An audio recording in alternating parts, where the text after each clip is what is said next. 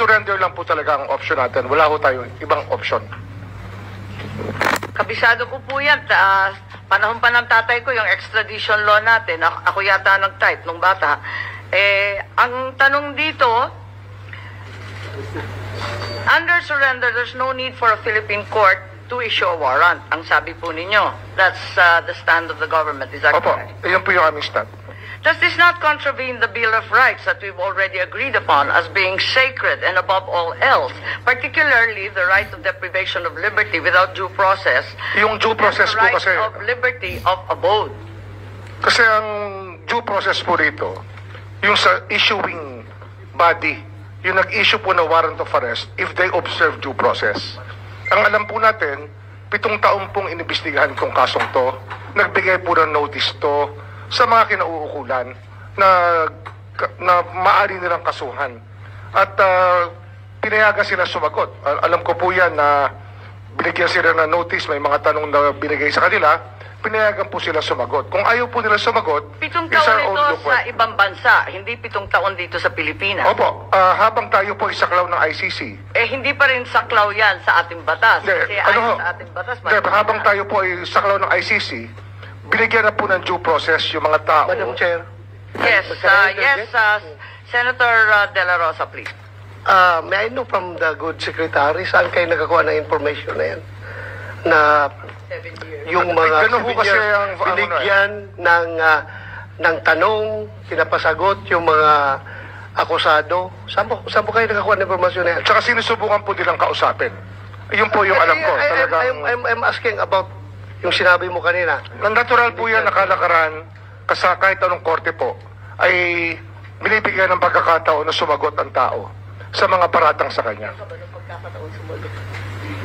Senator Bato, nakalista ka. Binigyan ka ba ng pagkakataon noong nakaraang 7 taon na sumagot sa anumang aligasyon? Meron nag-communicate sa opisina ko na gusto akong kausapin. So that's it. Hanggang doon lang.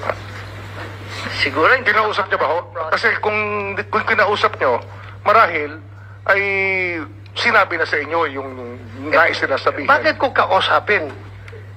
Sinabi mo na nga na hindi niyo recognize yung jurisdiction ng ICC. Kayo mismo, from DOJ. Ilang bisis mo sinasabi noon, Madam Chair, na hindi na-recognize. Ako pa, i-recognize ko na ako mismo ang kinakasuhan.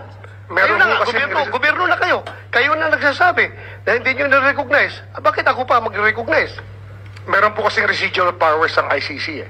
Yung po Sabi ninyo, 1 taon lang yung residual power. Oo, So, pero bakit yung 2019 to 2020, yung buong ano ho, bilang yung yun? buong panahon na dumaan mula 2011 hanggang 2018, ito po ay panahon na meron pong jurisdiction ng ICC sa ating bansa, sa ating mga citizen. Ngunit katapos nun, nawala na ho yung itong hindi na ho natin maaring kilalanin sapagkat umatras po tayo sa pamagitan sa ICC nung inatras po ni President Duterte noong 2017 na naging effective lamang noong 2018. Madam Chair, if I may. Yes, Senator Bato. Siguro, Secretary Remulla, you are aware about yung dalawang dissenting opinion na sinabi ng dalawang membro ng pre-trial chamber ng ICC na nagsasabi na yung jurisdiction, about temporal jurisdiction, ang magti-trigger lamang ng investigation is yung paghihingi ng pag-request ng permission ng prosecutor to the ICC. At ito'y ginawa nila 2 years after nag-effect yung ating withdrawal from the ICC. Ginawa po nila yan 2 years. Kaya nga dalawang dissenting opinion yun eh. So sana, kung tayo, if you want to interpret yung itong mga bagay-bagay na ito, sana we have to interpret it in favor of our people. Tao natin ito eh. Pilipino ito. Bakit natin papaboran yung mga foreigner na mga banyaga na yan? Sinabi sila na nga nagsabi. It was the request for to conduct investigation was triggered 2 years after nag-effect yung ating withdrawal. But then again, Madam Chair, I will leave it at that. Please continue. Yes, Senator Cayetano, please. Just a manifestation on that point, and of course, our friend, the DOJ Secretary, can rebut or give a retort. Magandang hapon po sa inyong lahat. Justice Ascuna, thank you very much po for giving us time and being here today. Actually, isang main contention siguro yung residual power sa case sa Supreme Court, and as the Justice Secretary said, it's sub judice, and of course everyone will be waiting for the decision of the Supreme Court. Ang point ko lang kasi, both sides, the pro-Duterte, anti-Duterte, want accountability. The pro-Duterte feels that the accountability is the drug lords, etc. And if President Duterte did something that amounts to a crime, pero ang accountability dapat dito sa Pilipinas at tamang proseso. So doon naman sa gustong i-hold anti-Duterte, gusto siyang i-hold accountable, siguro naman it's safe to assume that they also want yung tamang proseso. So the thing is, there was an actual Supreme Court case, the Pangilinan versus Cayetano, questioning, I think the Secretary of Foreign Affairs noon kaya named, questioning nga yung kung kailangan ng Senate concurrence yung withdrawal ng natin from the Rome Statute, no, from yung ICC. Pero nakalagay din dun sa case na yon, let me paraphrase, that the Supreme Court can continue to review yung actions nung executive. So my problem with yung interpretation dun sa residual powers, kasi nga, di ba, sa 5 judge sa ICC, yung 2 nagsabing, wala kaming jurisdiction. Kasi nung sinimulan namin yan, tapos na dun sa residual na 1 year. But 3 justices said na pwede. So my problem kasi is walang World Supreme Court eh. So there's only the ICC Court then the Appellate Court.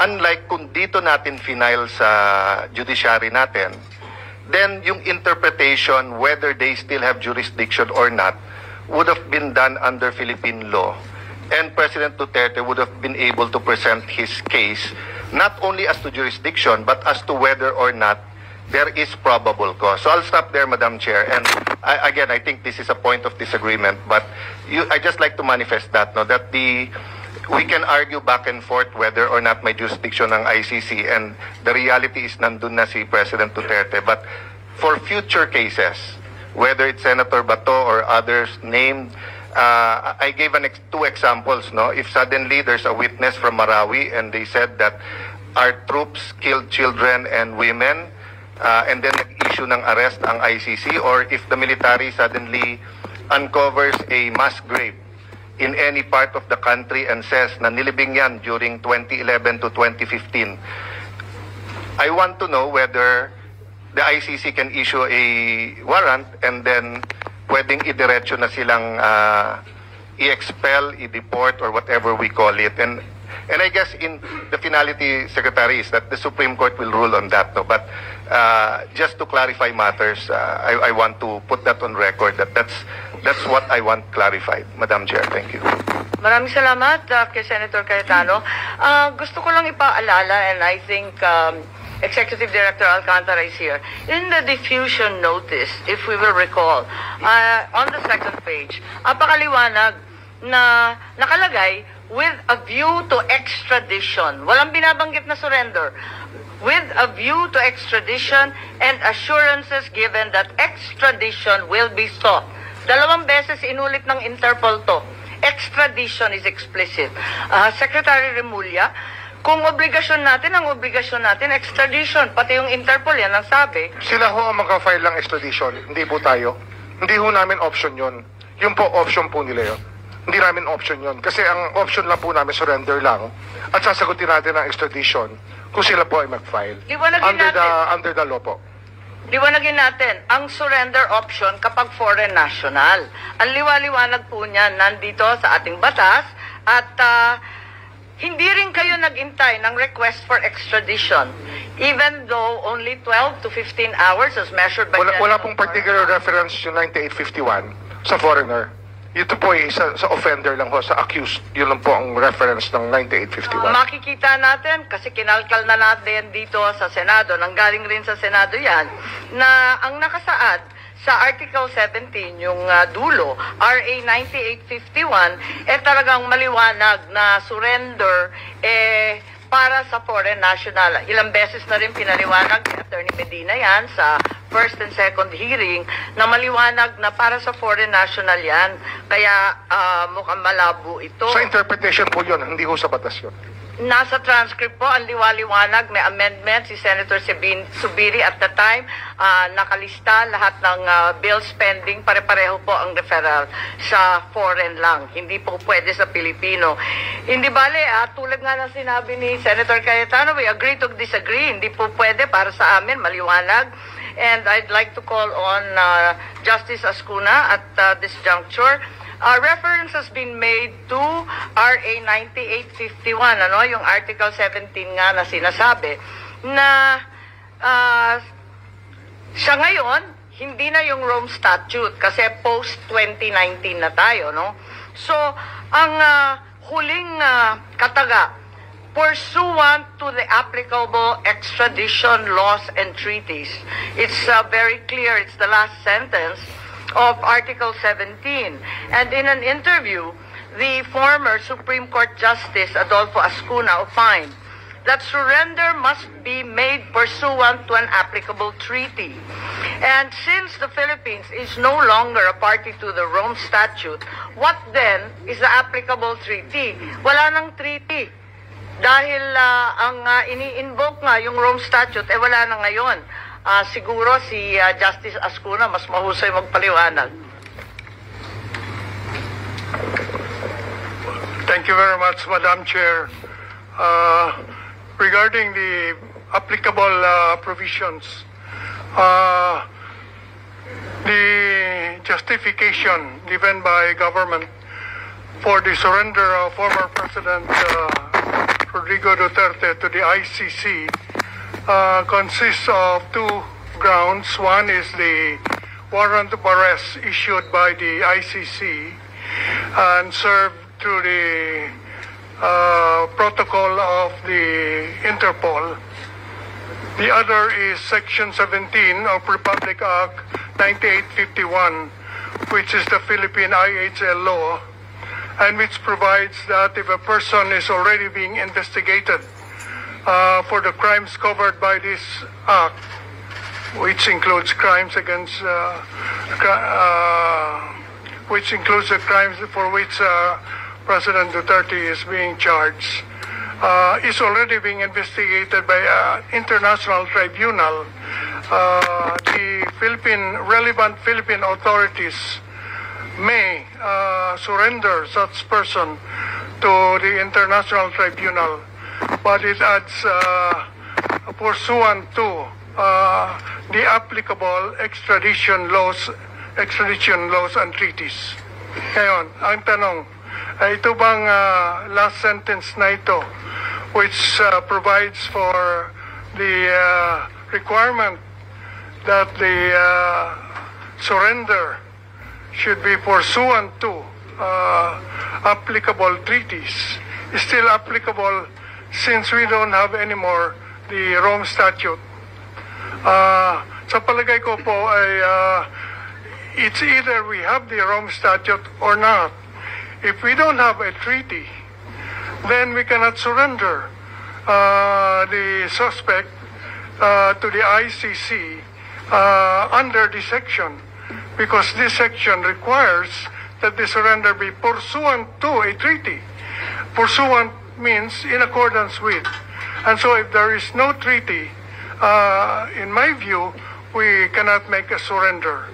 On the other hand, if there is still a treaty that is due to the residual obligations that the Philippines may have even after withdrawal, pursuant to Article 127, Paragraph 2 of the Rome Statute, after withdrawal, the withdrawing state still obliged to cooperate with the ICC in relation to matters already under consideration by the court prior to withdrawal.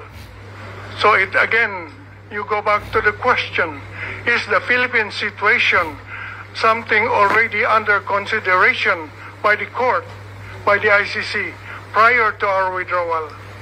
In my view, Madam Chair, the answer is yes, because as of February 8, 2018, prior to our withdrawal, Fatou Bensouda, the former ICC prosecutor, already said that the Philippine situation is under preliminary examination as of that date.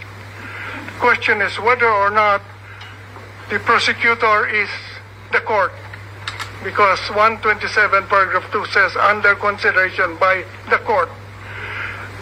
And in my view, it is, because there are four principal organs of the ICC. The first is the presidencies. There's one president and two vice presidents. The second are the judicial divisions. The third is the office of the prosecutor. And the fourth is the registrar. So the office of the prosecutor is part of the court.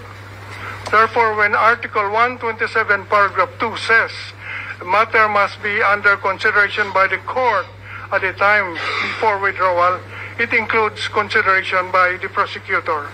And so therefore, I believe we have residual obligations even after withdrawal.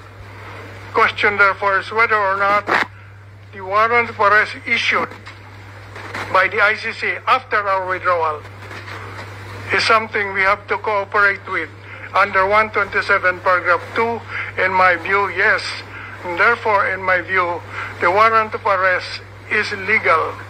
However, I believe that the surrender is not, because the surrender must be pursuant to a treaty, and therefore our own law, Section 17 of Republic Act 9851, brought back the Statute of Rome, even after withdrawal, because it requires that a surrender must be pursuant to the applicable treaty. And therefore, in this case, the applicable treaty remains the Statute of Rome.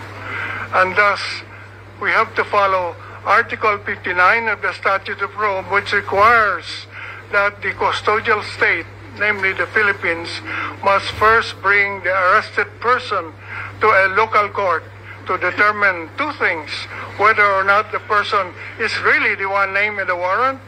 Second, whether or not the person has been informed of the charges against him or her. This was not done. Therefore, there was, in my view, a violation in the act of surrender. However, Madam Chair, this is in the forum of the Philippines, but in the forum of the ICC, different rules apply. The rule in international law, Madam Chair, is that procedural laws are governed by the forum. So procedural safeguards are applicable only to the forum. If the Philippine Bill of Rights, for instance, which says that no person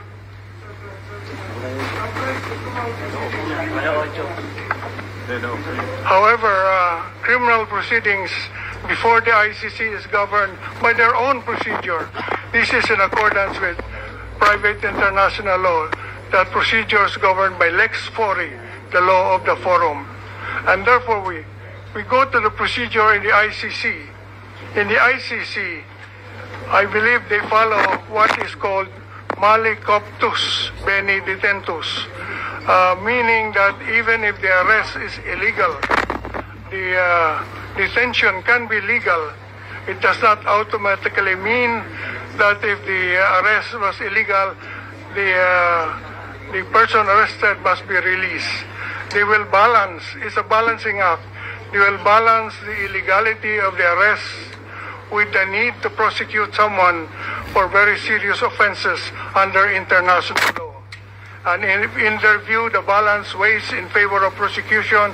They will prosecute, notwithstanding the violation of the procedure in the arrest and in the surrender, I mean.